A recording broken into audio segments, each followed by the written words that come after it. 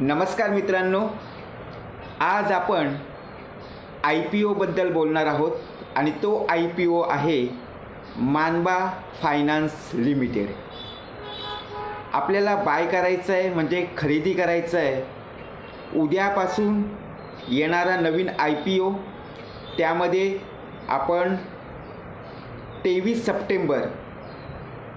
सप्टेंबरला आपण खरेदी करू शकतो। ते 25 सप्टेंबरपर्यंत आपल्याला खरेदी करण्यासाठी वेळ दिलेला आहे।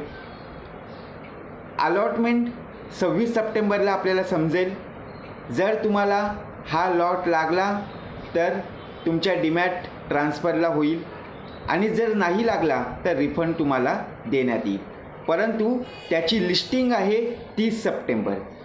आता मानबा फायनान्स लिमिटेड हा IPO येण्याबद्दलचं कारण काय, घ्यायचं की नाही घ्यायचं, अप्लाय करायचं की अवॉइड करायचं, तर नक्कीच ही कंपनी खूप चांगली आहे, फायनान्स सेक्टरमधली आहे आणि सर्वात महत्त्वाचं म्हणजे 1996 पासून 2 व्हीलर 4 व्हीलर आणि स्मॉल बँकांना ती लोन अप्लाय करत आहे, लोन देत आहे।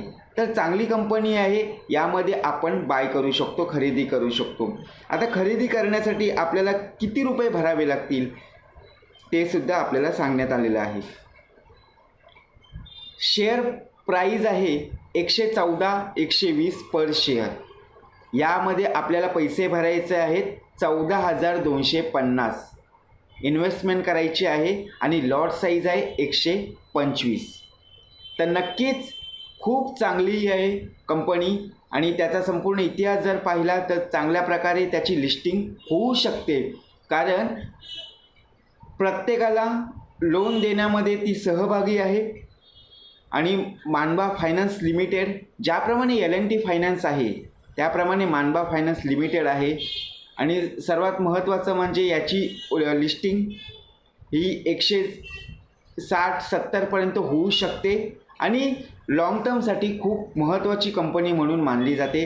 ज्यांना कोणाला अप्लाय करायचं असेल तर नक्कीच अप्लाय करू शकता। ज्यांच्याकडे डीमॅट अकाउंट नसेल, डिस्क्रिप्शनमध्ये लिंक दिलेली आहे, त्यामध्ये आपण जाऊन लिंक ओपन करून डीमॅट अकाउंट फ्रीमध्ये ओपन करू शकता आणि अलॉटमेंटसाठी आपण ही जो IPO आलेला आहे तो आपण खरेदी करू शकता।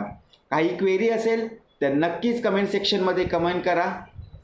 धन्यवाद।